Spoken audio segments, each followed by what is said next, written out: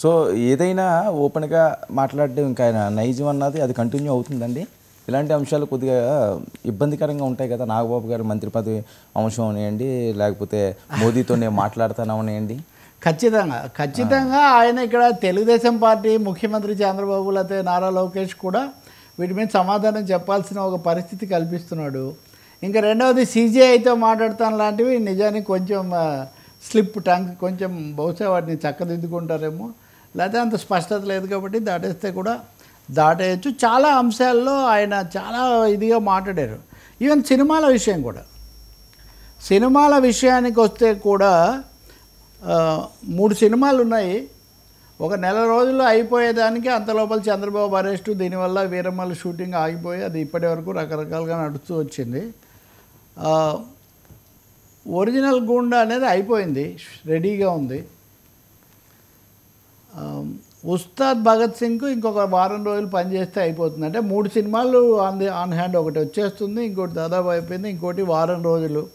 కానీ ముఖ్యమంత్రి ఉప ముఖ్యమంత్రి పాత్ర సినిమాల్లో చూసాం. కానీ ఒక ఉప ముఖ్యమంత్రి నటించి సినిమాలు విడుదల చేసి ప్రమోషన్ ఇదంతా, దీనివల్ల ఈ సమతూకం బ్యాలెన్స్ దెబ్బతింటుంది కదా అనేటటువంటి ప్రశ్నకు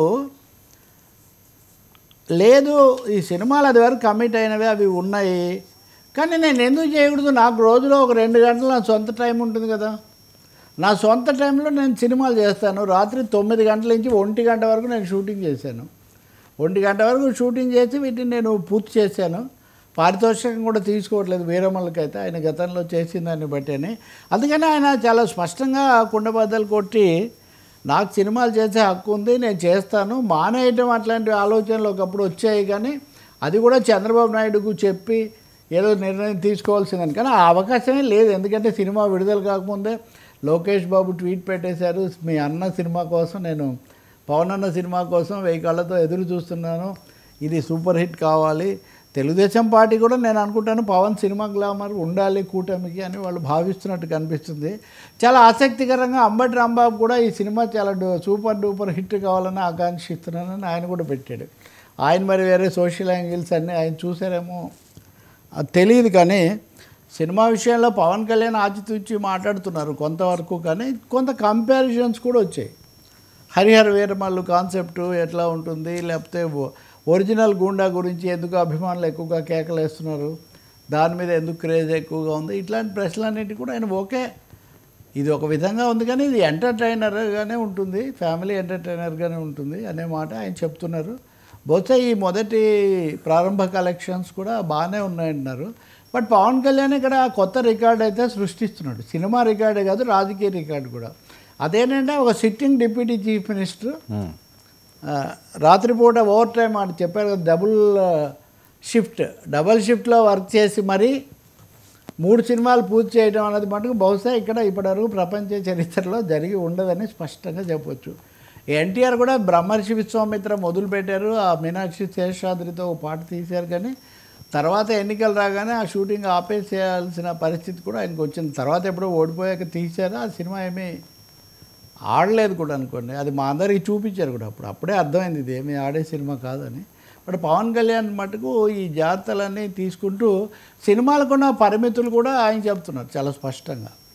సినిమాలు చూసి ఎవరు ఓట్లేరు, సినిమాలు వినోదం కోసమే చూస్తారు తప్ప. ఇంకా చాలా స్పష్టత ఒకటి ఏమి ఇచ్చారు కొంతమంది, నిన్న మనం చర్చకు వచ్చింది ఔరంగజేబు ఎవరు అని. అంటే ఆయన సభలో మాట్లాడిన ఉపసభాపతి చెప్పిన దాన్ని బట్టి జగన్ ఔరంగజేబు లాంటి వాడే అనే మాట ఒకటి వచ్చింది కదా. అసలు ఇలా పోల్చకండి, సినిమాల్లో పాత్రలను బయట ఉన్న వాళ్ళను పోల్చకండి. ఔరంగజేబు చాలా పెద్ద నియంత, ప్రజాస్వామ్యంలో అంత చేయడం సాధ్యం కాదు. అంటే ఒక విధంగా కొంచెం జగన్ ఔరంగజేబు స్థాయి కాదు ఈ విషయంలో. ప్రజాస్వామ్యంలో ఎవరు కూడా అలా చేయలేరు, అలా చేస్తే ప్రజాస్వామ్యమే ఉండదు. కాబట్టి ఔరంగజేబునే కాదు, అసలు ఏ పాత్రనైనా ఊరికనే మీరు, అంటే ఇక్కడ మళ్ళీ మీరు చిన్న తేడా, దాన్ని కూడా రాజకీయాల్లోకి వాడుకోవడం అనేది కాకుండా దానికి అక్కడ ఒక బ్రేక్ వేసే పని కూడా ఆయన చేస్తున్నారు. ఇవన్నీ చాలా కాన్షియస్గానే మాట్లాడుతున్నారు ఆయన. మీరు ఆ ఇంటర్వ్యూలో ప్రాసెస్, ఆయన ప్రశ్నలకు జవాబులు ఇస్తున్న తీరు, ప్రతి ఒక్కరిని కూడా ఎంటర్టైన్ చేస్తున్నారు. వాళ్ళతో కలుపుతున్న తీరు చూస్తే ఒకసారిగా తనను తాను ఆవిష్కరించుకోవాలి. పవన్ కళ్యాణ్ విశ్వరూపం అన్నారు కదా, వీరమల్లు విశ్వరూపంతో పాటు పవన్ కళ్యాణ్ యొక్క ఆలోచనల యొక్క సమగ్ర రూపాన్ని ఇటు హీరో నటుడుగా ఇటు నాయకుడిగా కూడా ప్రజల ముందు ఆవిష్కరించుకోవాలి. ఆవిష్కరించడానికి ఇది సందర్భం అని భావించినట్టుగా ఉన్నారు. పైగా ఇది జయప్రదం అయితే అటు ఏఎం రత్నం కూడా మంచిది అనే ఆలోచన కూడా ఆయనకు ఉండవచ్చు. కానీ చాలా విషయాల మీద ఈ క్లారిటీ రావటం మటుకు మనం గమనిస్తాం.